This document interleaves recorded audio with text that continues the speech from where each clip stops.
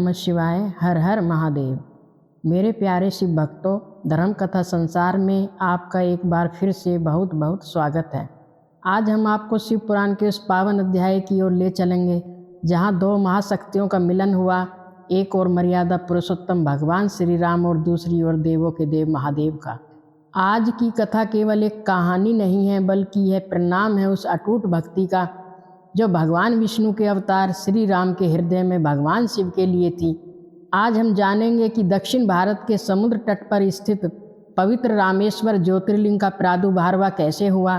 तो चलिए भक्तों, अपने मन को शिव चरणों में लगाते हुए आज की इस दिव्य कथा का आरंभ करते हैं। बोलो जय श्री राम। तो प्यारे शिव भक्तों, कथा उस समय की है जब दुष्ट रावण माता सीता का हरण करके उन्हें लंका ले गया था। प्रभु श्री राम वनराज सुग्रीव और 18 वानरों की विशाल सेना के साथ दक्षिण दिशा में समुद्र के तट पर आ पहुँचे थे। जरा उस दृश्य की कल्पना कीजिए भक्तों। सामने विशाल गहरा और गरजता हुआ समुद्र था जिसका कोई अंत नहीं दिखाई दे रहा था, और दूसरी ओर प्रभु श्री राम की सेना जो यह सोचकर चिंतित थी कि आखिर इस अथाह सागर को कैसे पार किया जाए, कैसे लंका पहुंचकर रावण जैसे महाबली राक्षस को जीता जाए। इसी चिंता और विचार विमर्श के बीच प्रभु श्री राम को जोरों की प्यास लगी। उन्होंने वानरों से जल मांगा। प्रभु की आज्ञा पाते ही वानर भागकर गए और कहाँ से शीतल और मीठा जल ले आए। प्रभु श्री राम ने प्रसन्न होकर वह जल अपने हाथ में लिया। वे उसे पीने ही वाले थे कि अचानक वे रुक गए। उनके हाथ वहीं थम गए। उनके मन में एक विचार आया कि एक गलानी सी महसूस हुई। उन्होंने सोचा, अरे यह मैं क्या करने जा रहा था। मैंने तो अब तक अपने स्वामी, अपने आराध्य भगवान शंकर का दर्शन और पूजन ही नहीं किया है। तो भक्तों, यह तो थी सच्ची भक्ति की पहचान। गला सूखा जा रहा है, सामने शीतल जल है, लेकिन हृदय में अपने ईश्वर का स्मरण पहले है। श्री राम ने सोचा, बिना अपने भोलेनाथ को याद किए, बिना उनका पूजन किए मैं यह जल कैसे ग्रहण कर सकता हूँ। ऐसा कहकर प्रभु श्री राम ने उस जल के पात्र को नीचे रख दिया। उन्होंने जल नहीं पिया। रघुकुल नंदन श्री राम ने निश्चय किया कि वे पहले शिव जी की आराधना करेंगे। उन्होंने वहीं समुद्र के किनारे की पवित्र मिट्टी और रेत उठाई और अपने हाथों से एक सुंदर पार्थिव शिवलिंग का निर्माण किया। जब उस पार्थिव शिवलिंग के सामने बैठकर श्री राम ने आह्वान आदि 16 उपचारों के साथ विधि विधान से और बड़े ही प्रेम भाव से भगवान शंकर की अर्चना की। उन्होंने अनेक दिव्य स्तोत्रों द्वारा भोलेनाथ की स्तुति की और उन्हें प्रसन्न करने का प्रयास किया। पूजा पूरी होने के बाद प्रभु श्री राम, जो स्वयं भगवान हैं, एक साधारण भक्त की भांति हाथ जोड़कर महादेव से प्रार्थना करने लगे। उनके शब्दों में जो विमरता थी वह हम सभी के लिए एक सीख है। श्री राम भगवान बोले, हे मेरे स्वामी, उत्तम व्रत का पालन करने वाले माहेश्वर, आपको मेरी सहायता करनी ही होगी। हे नाथ, आपके सहयोग के बिना रावण पर विजय प्राप्त करना और मेरे इस कार्य का सिद्ध होना अत्यंत कठिन है। श्री राम ने अपनी व्यथा बताते हुए कहा, हे शिव शंकर, मैं जानता हूँ कि वह रावण भी आपका ही परम भक्त है। वह बड़ा बलवान है और तीनों लोकों को जीतने वाला महावीर है, और सबसे बड़ी बात यह है कि वह आपके ही दिए हुए वरदानों के कारण इतना अहंकारी हो गया है।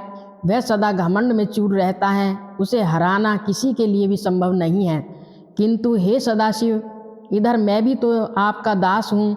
मैं सर्वथा आपके अधीन हूँ। एक तरफ आपका यह भक्त है जो अधर्म कर रहा है, और एक तरफ मैं आपका सेवक हूँ जो धर्म की स्थापना करना चाहता है।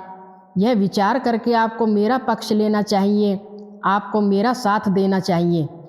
सूत जी आगे कहते हैं कि हे प्रभु श्री राम ने बारंबार भगवान शिव को नमस्कार किया। वे जोर जोर से उच्च स्वर में यह जय शंकर, जय शिव, जय शंकर, जय शिव का उद्घोष करने लगे। वे पूरी तरह शिव जी के ध्यान में और उनके मंत्र जाप में लीन हो गए। भक्ति जब अपनी चरम सीमा पर होती है तो भगवान को आना ही पड़ता है। प्रभु श्री राम की भक्ति का दृश्य अद्भुत था। वे पुनः पूजन करके अपने स्वामी भगवान शिव के आगे नाचने लगे। उनका हृदय प्रेम से पिघल रहा था, आंखों से आंसू बह रहे थे। शिवजी को प्रसन्न करने के लिए उन्होंने अपने गाल बजाकर अव्यक्त शब्द यानी मुंह से विशेष ध्वनियाँ निकाली। श्री राम के इस प्रेम और समर्पण को देखकर भगवान शंकर से रहा नहीं गया। वे उन पर अत्यंत प्रसन्न हुए और उसी क्षण वहाँ एक दिव्य प्रकाश फैल गया। साक्षात भगवान माहेश्वर अपनी वाम अंगी माता पार्वती और अपने समस्त पार्षदों के साथ अपने अत्यंत निर्मल और दिव्य रूप में वहाँ प्रकट हो गए। श्री राम की भक्ति से संतुष्ट होकर महादेव ने बड़े स्नेह से कहा, हे श्री राम, तुम्हारा कल्याण हो, मांगो तुम क्या वरदान मांगना चाहते हो। भगवान शिव के उस दिव्य रूप को देखकर वहां उपस्थित सभी वानर और भालू पवित्र हो गए। श्री राम तो मानो धन्य हो गए। शिव धर्म में परायण श्री राम ने साक्षात प्रकट हुए शिव पार्वती का फिर से पूजन किया। उन्होंने भांति भांति की स्तुतियों पर महादेव को प्रणाम किया और फिर हाथ जोड़कर अपना मनोरथ कहा। उन्होंने लंका में रावण के साथ होने वाले युद्ध में अपनी विजय की प्रार्थना की। तब राम भक्ति से प्रसन्न होकर महेश्वर ने श्री राम को आश्वस्त करते हुए कहा, महाराज आपकी जय हो, विजय तुम्हारे ही चरण चूमेगी। भगवान शिव से विजय का वरदान और युद्ध की आज्ञा पाकर श्री राम गदगद हो गए। उन्होंने नतमस्तक होकर हाथ जोड़कर महादेव से एक और विनती की। श्री राम बोले, मेरे स्वामी शंकर, यदि आप मुझ पर वास्तव में प्रसन्न हैं तो मेरी एक और प्रार्थना स्वीकार करें। आप जगत के लोगों को पवित्र करने के लिए और दूसरों की भलाई करने के लिए सदा के लिए यहाँ निवास करें। तो प्यारे शिव भक्तों, प्रभु श्री राम चाहते थे कि जिस स्थान पर उन्हें शिव की कृपा मिली, आने वाले युगों में हम और आप जैसे सामान्य मनुष्य भी उस कृपा का अनुभव कर सकें। श्री राम का ऐसा कहने पर भगवान शिव ने उनकी बात मान ली। वे लोक कल्याण के लिए वहाँ उस लिंग रूप में स्थित हो गए और इस प्रकार तीनों लोकों में वह शिवलिंग रामेश्वर, राम के ईश्वर के नाम से प्रसिद्ध हुआ। इसके बाद भगवान रामेश्वर के प्रभाव से ही श्री राम ने उस अपार समुद्र को बिना किसी कठिनाई के पार कर लिया। उन्होंने शीघ्र ही रावण तथा अन्य राक्षसों का संहार किया और अपनी प्रिय पत्नी सीता को पुनः प्राप्त किया। तभी से इस पृथ्वी पर रामेश्वर भगवान की अद्भुत महिमा का प्रसार हुआ था। सूत जी आगे कहते हैं कि भगवान रामेश्वर सदा भोग और मोक्ष दोनों देने वाले हैं। वे अपने भक्तों की हर इच्छा पूर्ण करते हैं। जो कोई भी मनुष्य भक्ति पूर्वक गंगा जल लाकर रामेश्वर शिव को स्नान कराता है, वह साक्षात जीवन मुक्त हो जाता है। इस संसार में वह समस्त दुर्लभ भोगों का सुख प्राप्त करता है और अंत में उत्तम ज्ञान पाकर केवल मोक्ष को प्राप्त कर लेता है।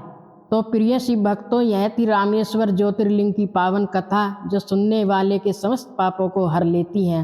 तो भक्तों, इस कथा से हमें यह बहुत बड़ी सीख मिलती है कि अहंकार चाहे कितना भी बड़ा क्यों न हो, जैसे रावण का अहंकार और भगवान श्री राम की ईश्वर के प्रति सच्चा समर्पण ही अंत में विजयी होते हैं। जब स्वयं भगवान राम शिव जी की आराधना के बिना जल तक ग्रहण नहीं करते, तो हमें भी अपने जीवन में ईश्वर स्मरण को सबसे ऊपर रखना चाहिए। आज की इस कथा ने आपके हृदय को छू लिया हो तो कमेंट बॉक्स में प्रेम से हर हर महादेव, जय श्री राम अवश्य लिखें।